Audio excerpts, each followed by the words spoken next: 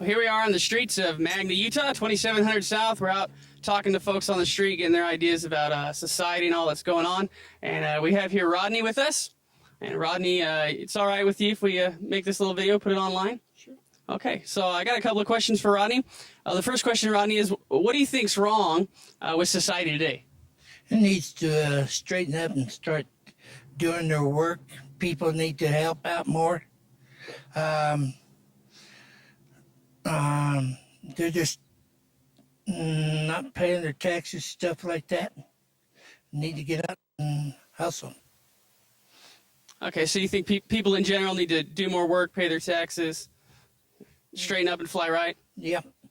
All right, what kind of things do you think could affect that change? What do you think needs to happen in order to move people in that direction? Better government needs to down a little bit. I think they're too pushy in such a way. So I don't know, really. I just say the federal government needs to slack off a little bit, help the help the people and senior citizens more. So you think there needs to be less government oversight of people's daily affairs? Yes. And you think that with that, people will begin to be more responsible for themselves? They should be. If they don't, then they got a problem. What do you think? What do you think the average citizen, what part they can play in helping to change the society? Need to pay attention more. What's going on in their neighborhood and what's running around. How the people are doing graffiti and stuff like that, and how the world is treating them. If they don't like the way they're treated, then let the world, let your congressman know how you feel. Let him tell him how you feel in a way that your federal government not helping out too. Do you think that churches or religious organizations have any role to play in helping move society in the right direction? Yeah, they should help out more too. That's all I got to say about that. Do you think that that there's a God that's working in the earth today that's steering people in one direction or another? Well, God might be on earth, but I think the devil's got more control over it. Really? Yes. What do you think about Jesus? Oh, he's our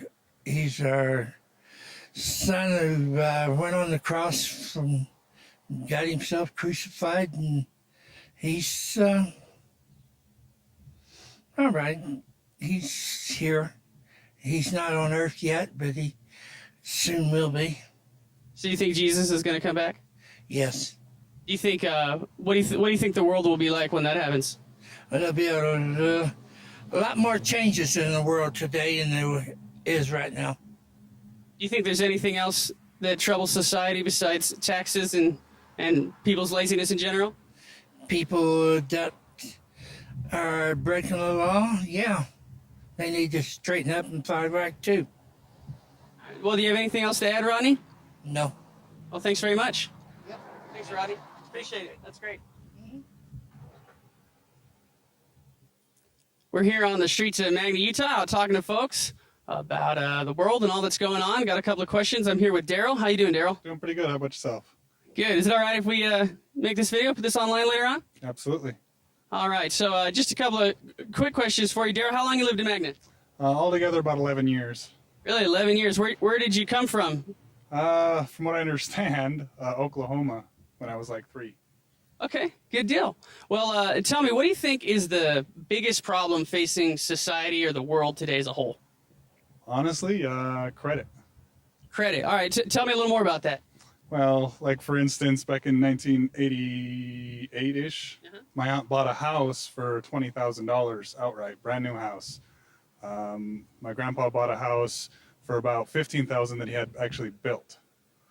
A couple of years later, you couldn't get a house for under 100 grand.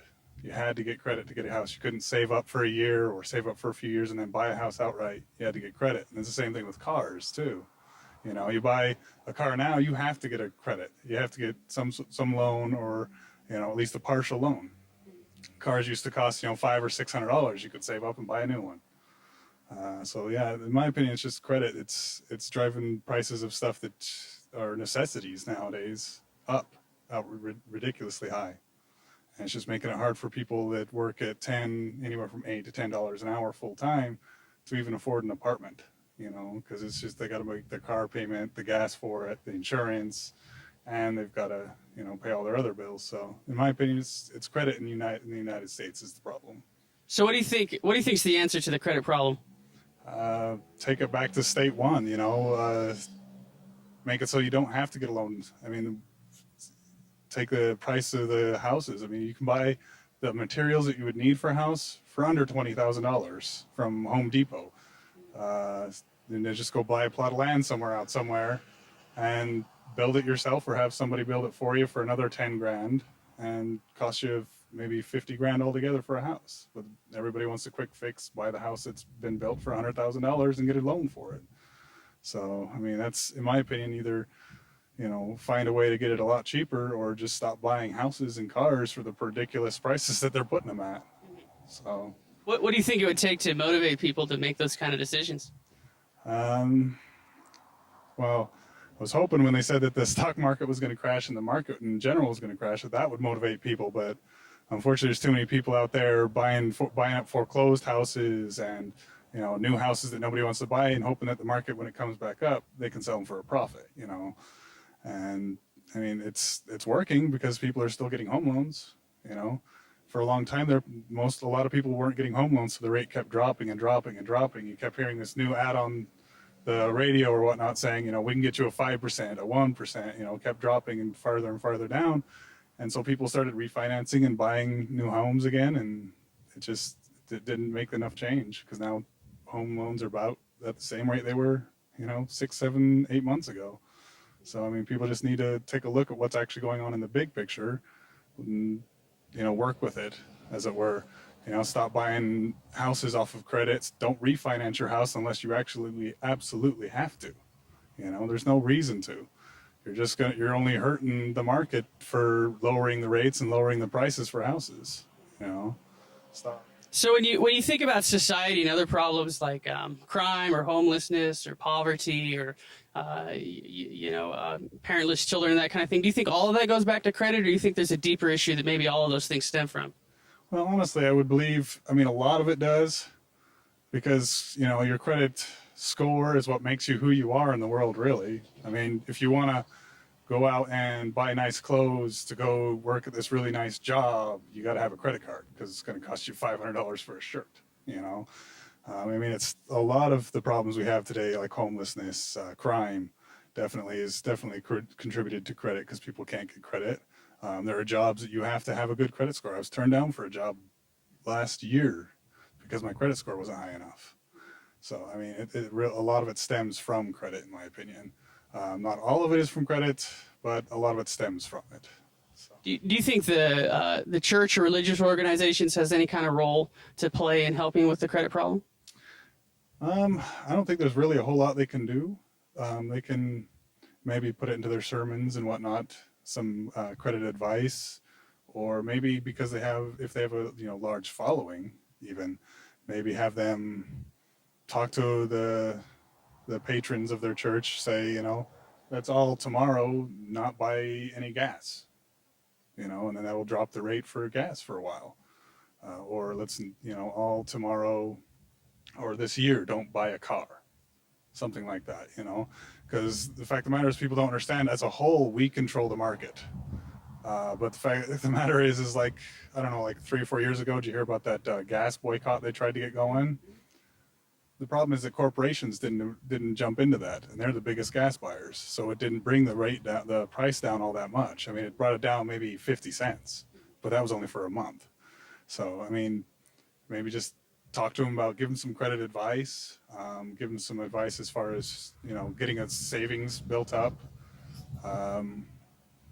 get them, try and get them to stop, like I said, stop buying gas just for one day, their entire congregation, just stop buying gas, and that'll drop the price a couple cents at least, if they got everybody to do it, Do you think God's looking down on the earth at all this stuff? What do you think he thinks about all that?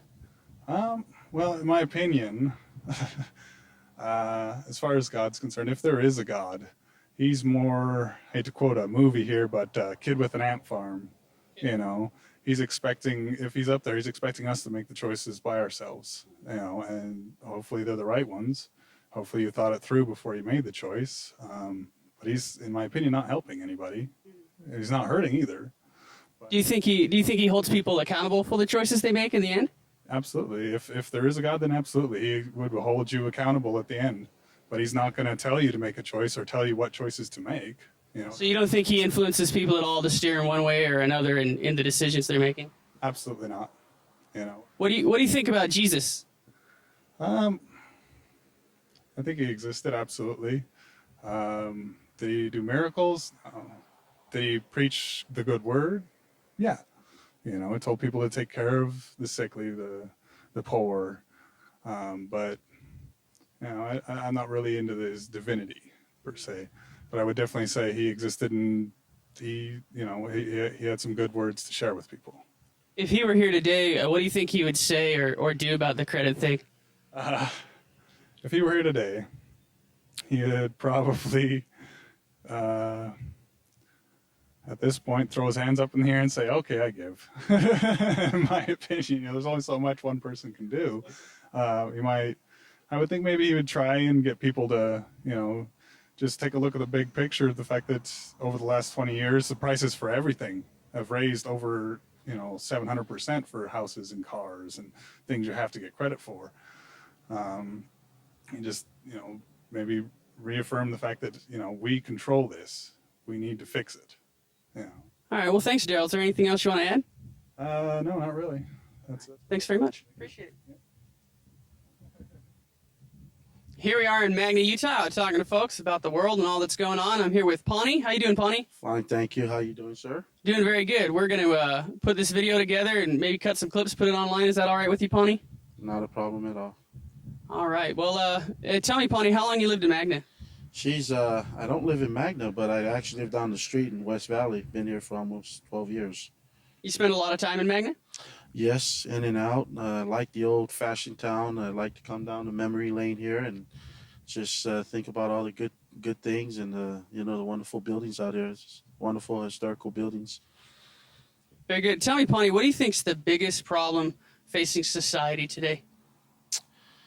I think one of the biggest problems facing society is probably try to do something right for yourself and your family and the community. And I think most important is live a good life and be an example to those around you. So you think more people just need to get involved, helping each other out, doing the right thing? Yes, I like to see that. You know, that's what makes the world a better place. But, you know, society, you know, we all come from different backgrounds, different cultures, and everybody has their own program and assignments. And so like a jumping off point, where could people get started in helping each other out? What kind of things in particular would you like to see them doing? You know, the first and most foremost important thing they can do is their own work within their homes. I know the LDS Church talks about family and preaching family home evening. That's one of the most important things. In the family, that's where you can start and lay the foundation. Father and mother take care of both families, counsel them what to do right, and steer them the right way. And that's the biggest thing we can do in society. That would really, really help ourselves, the community, and those who we come in contact with.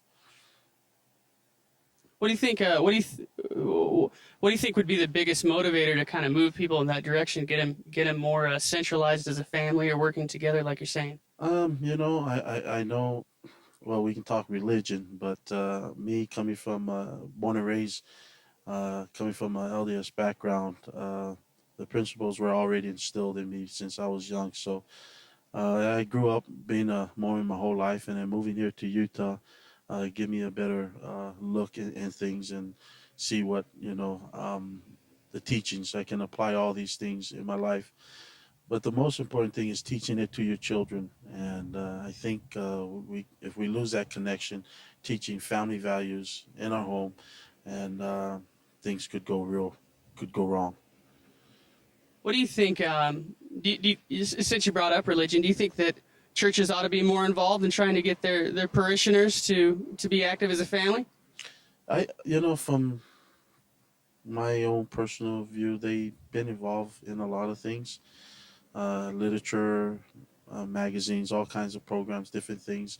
The church been involved in helping with programs and throughout the world, and especially being an LDS member, we actually supply and help the needs of the world worldwide. So we do have a humanitarian service center and aid, and we were always on top of things to help out people. What do you think Jesus thinks of all that's going on in the world today? The thing I think he would think about probably is one, probably be sad, and he'd like to see us children here in the world live a better life and study his gospel and come unto him. And I think if we do these things, he'll be happy. But just it's just my own personal opinion as a member of a LDS church. I see that we hold church true to our faith. We hold true to our faith. Who do you think Jesus is? Jesus is like no other person like you and I. He has a form of a body. He's just one of those special person, a prophet, a revelator, a savior, and he does special things for people. Do you think he's still working in the earth today, helping people? Many of his children, yes, and his spirit as well. But not all of them? He's helping everyone. It's just people's making wrong choices. That's all. And then they think that it's Heavenly Father's fault or Jesus Christ's fault, but it's the person itself. Do you think Jesus is God? Jesus is God and God is Jesus. Both of them are heavenly. We have a Heavenly Father and Jesus Christ, our Savior. Great, thanks, Pawnee. You have anything else you want to add? No. This is quite an interesting interview, but hopefully we learn a lot of things in life. My dad was in the military. We traveled around the world, and we get to see the world, and we can bring things home to teach and educate other people in our community as well as our family. So, but thank you very much for your time, and appreciate that. All right, thank you, Pawnee. Appreciate that. Thanks very much. Thank you.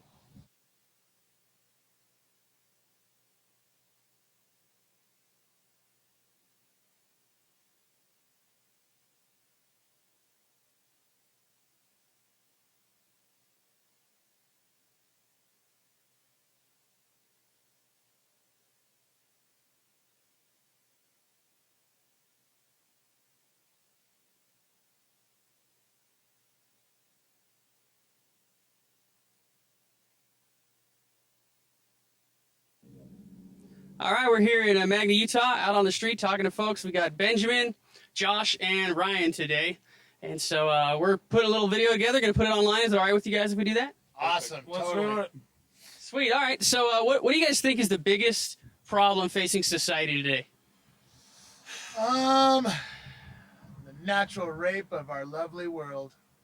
That is absolutely true. I think here in Utah, we mix politics with religion way too much, and we probably shouldn't be doing that. It states somewhere that doesn't work out well. In our Constitution. Yeah, it's in the Constitution somewhere.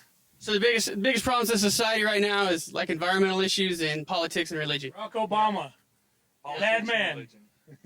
What do you think? What do you think is the answer? Let's talk about the environment first. What do you think is the solution to the environmental issues today? I'd say everybody getting together at the same time and working on one problem pretty much at a time. Pretty much every country trying to just deal with every problem one at a time, to where they at least can see it.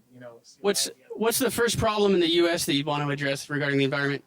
Dependency on foreign oil. Yeah, dependency on foreign oil. Yeah, Okay. definitely, and probably trying to find better better energy sources, like either I mean people are starting to use solar power, but then you start using like agricultural power, biofuels, stuff like that. Just to get away from the type of pollution that comes from using crude oil and fossil fuels. Yeah. So Whenever you go to, sorry to interrupt, but whoever's, I like the way you're holding it with the group, but then whoever starts talking or starts their opinion, Get a little closer. a little bit closer to them. Okay. so that your voice is level with that. Okay. Sure. Keep going.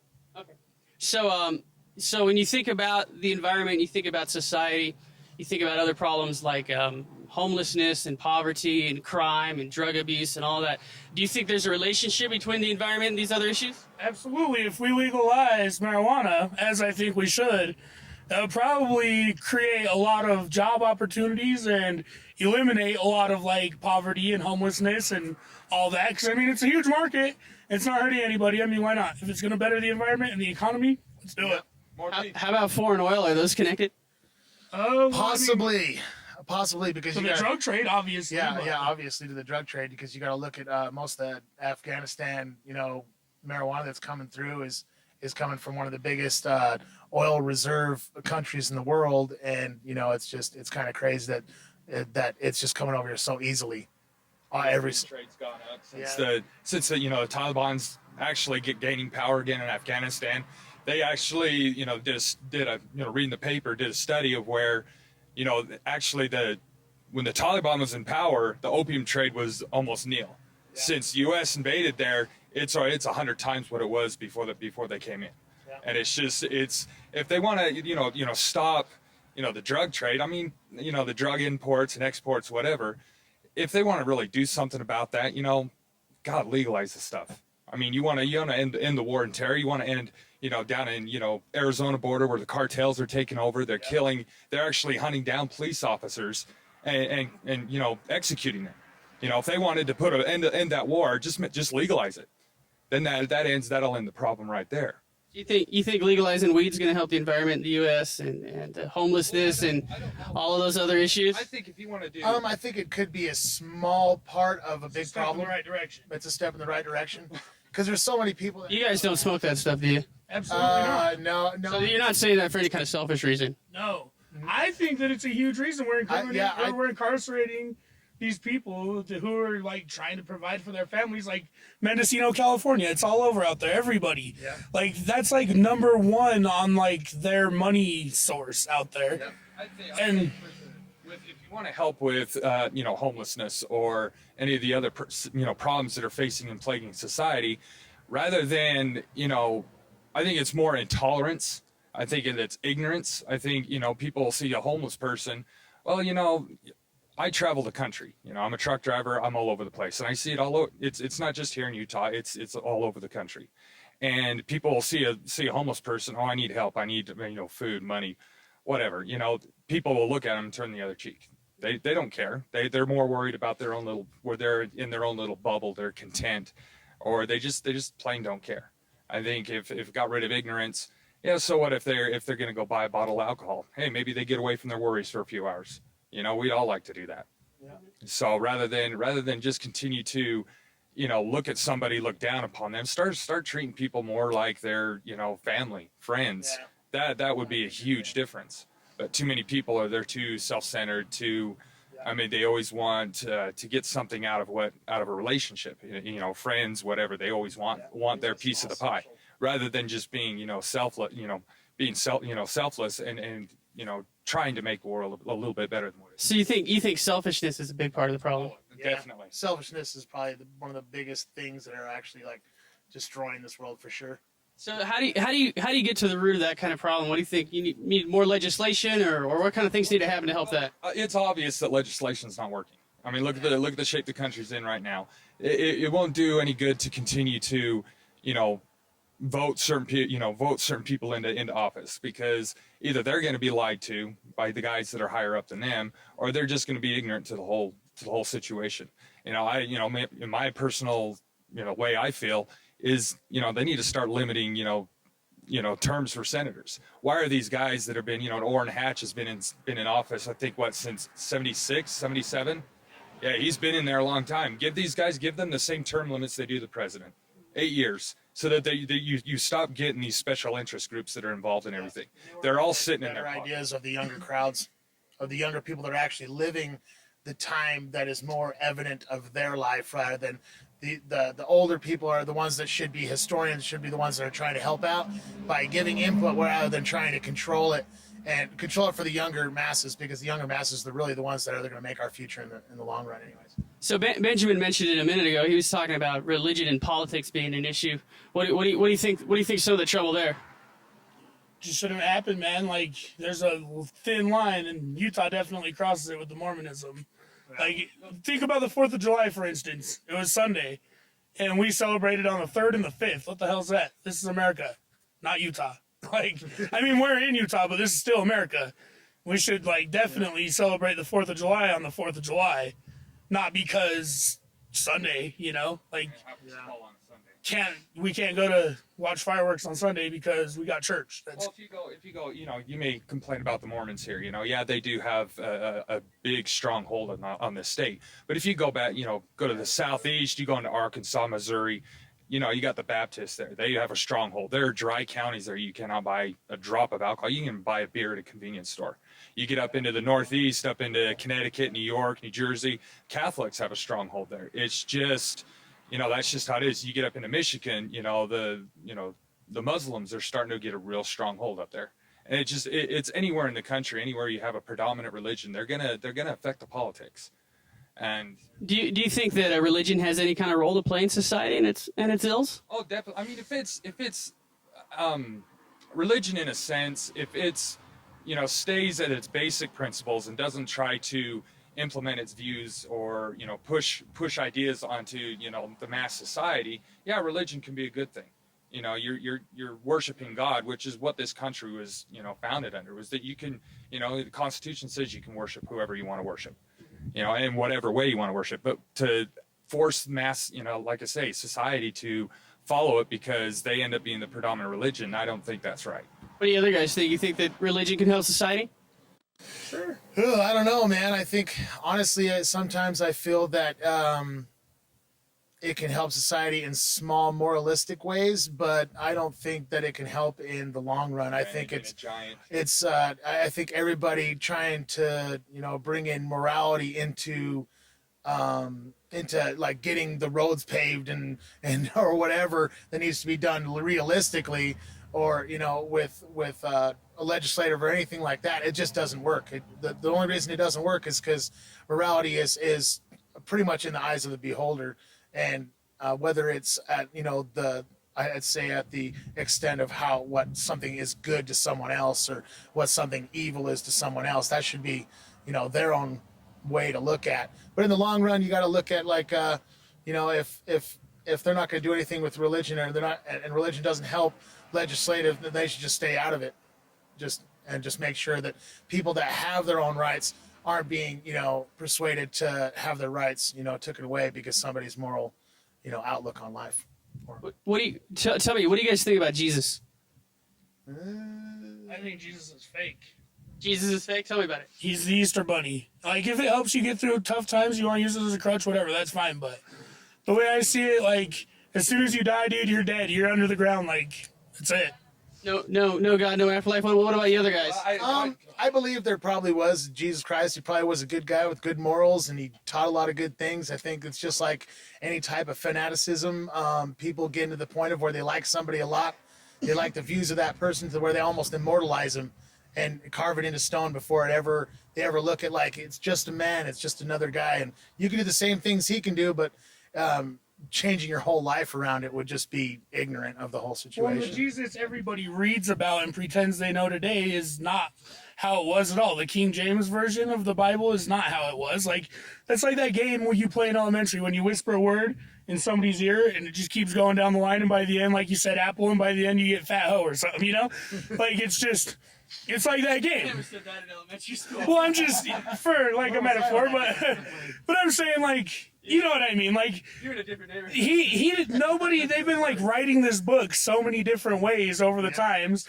And then by the time we got to the version we know and everybody, like, cherishes or whatever now, is probably a bunch of, like, fairy tales and make-believes, if you ask me. It's Like, actually, if you look at history, they've dug up all these stones, you know, the Rosetta Stone and stuff like that, and they found this huge tablets of the real story of of Noah, which his name was never Noah, and it was a totally farce story that was stuck together over people that just wanted to control. I mean, if you look at, like I was just talking to Ryan about, about the Mormons and stuff like that, and he was saying that if you look at where they all came from, it's mostly Masonic religion and stuff like that, and it's just like if you have the money, you have the power to change people's minds, and that's pretty much what it was.